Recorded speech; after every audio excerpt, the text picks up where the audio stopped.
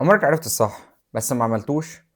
مش عشان مش فاهم، عشان في حالة جواك موقفات. الفصل ده هيعرفك بالظبط ايه اللي منعك. ازيكم يا جماعة، معاكم جون. الفصل السابع بعنوان التغلب على المعوقات. النهارده معاكم مع فصل خطير، مش عن الفلوس المرة دي، لكن عن الحاجة اللي موقفاك انك تعمل فلوس. المشكلة الحقيقية مش نقص فلوس. الأب الغني كان دايما بيقول إن المشكلة مش في قلة الفلوس، المشكلة في العقل. ناس كتير فاهمة صح بس مش بتتحرك، وده عشان في معوقات نفسية كتير قدامها، وهنشرح كل واحدة فيهم بالتفصيل دلوقتي. أكبر عدو لأي إنسان هو الخوف. الخوف من الخسارة، الخوف من الفشل، الخوف من كلام الناس. فالأب الغني كان دايما بيقول اللي بيخسر هو اللي بيخاف من الخسارة أصلا. الأغنياء بيخافوا لكن برضه بيتحركوا رغم خوفهم. وتاني حاجة هي السخرية. ناس كتير لما بتقولهم على فكرة بيضحكوا، بيقول لك ده مش هينفع، إيه جربت قبل كده، السوق بايظ. السخرية دي بتقتل أي فكرة قبل ما بتتولد. الحاجة التالتة وهي الكسل. مش كسل جسدي، الكسل الذهني. ناس كتير تقول لك ما عنديش وقت، بس في الواقع هم عندهم وقت لكل حاجة. عندهم وقت يقعدوا يتفرجوا على الماتش، عندهم وقت يقعدوا يسكرولوا على تيك توك، عندهم وقت يعملوا كل حاجة إلا الحاجات اللي بتغير حياتهم فعلا. رابع حاجة وهي العادات. هو بالفعل احنا هنتكلم في الموضوع ده بشكل تفصيلي اكتر في السلسله الجايه من كتاب العادات الذريه، بس خلينا دلوقتي نفهم الاب الغني قال ايه عن الموضوع ده. الاب الغني كان بيقول ان حياتك حاليا هي نتيجه عاداتك. فلو ما عرفتش تغير عادات الفلوس او عادات التفكير بتاعتك، عمرك ما هتبقى غني. المعوق الخامس الغرور. الغرور اخطر من الجهل.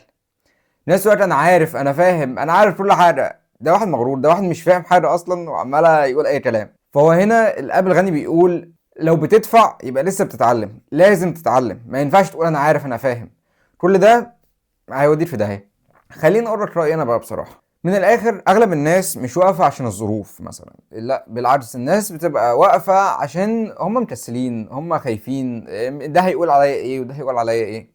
الحاجات دي مش بتبقى باينه لك انت شخصيا، الحاجات دي بتبقى هي شغاله اوريدي، بتعمل مفعول في حياتك، بتعطلك كتير جدا، بتعطلك جامد جدا، لكن فعليا انت مش شايف انت مكسل، انت مش شايف انت مغرور. فلازم تخلي بالك من الحاجات دي. وكلام الناس ما يأثرش عليك في اي حاجه. يعني لا تتخيل مثلا ستيف جوبز جايب شويه لعب ودخل الجراج عندهم، لو قال انا هعمل شركه ابل وتبقى اكبر شركه في العالم بكره الصبح، مين كان هيصدقه ساعتها؟ ما حدش، كل الناس اكيد اتريقت عليه. فلازم يا جماعه نفهم ان كلام الناس ملوش لازمه، لازم نبدا. وبعد ما توصل هتلاقي الناس اللي اتكلمت دول جايين يصاحبوك بقى، فاهم؟ ايه وريني عملتها ازاي.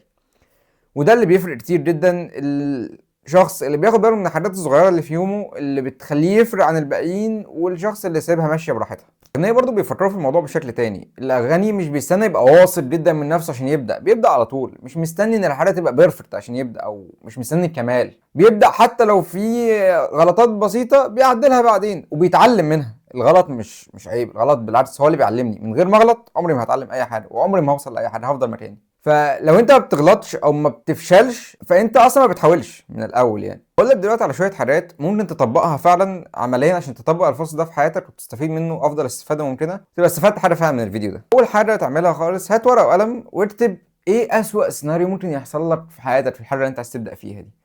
عايز تبدا يوتيوب، عايز تبدا كورس معين بيقولوا ان هو صعب شويه، عايز تبدا اي حاجه، عايز تبدا تنزل تتمرن في جيم، عايز تمشي على نظام غذائي، ايا كان الحاجات دي اللي انت خايف تعملها، هات ورقه وقلم واكتب بقى ايه اسوأ حاجه ممكن تحصل. ولما تقراهم واحده كده هتحس ان الموضوع مش مرعب اصلا، الموضوع عادي جدا ومفيش حاجه ممكن تحصل اصلا وحشه، يعني عادي. ممكن تبدا برضو تعمل خطوه صغيره، مش لازم تعمل مشروع كامل، اعمل حاجه صغيره.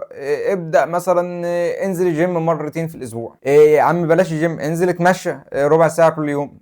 ظبط حاجات في اكلك، بطل سكريات.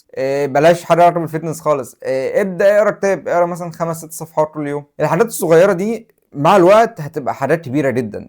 يعني انا عايز اقول لك على حاجه، انك لو اتعلمت قاعده واحده في اللغه كل يوم، قاعده صغيره مش هتاخد منك ربع ساعه، بعد سنه تمام تقدر تكون خلاص 3 لغات كاملين قواعد. فالموضوع مرعب. يعني انت لو بدات بحاجات صغيره هتفرق معاك كتير جدا بعدين.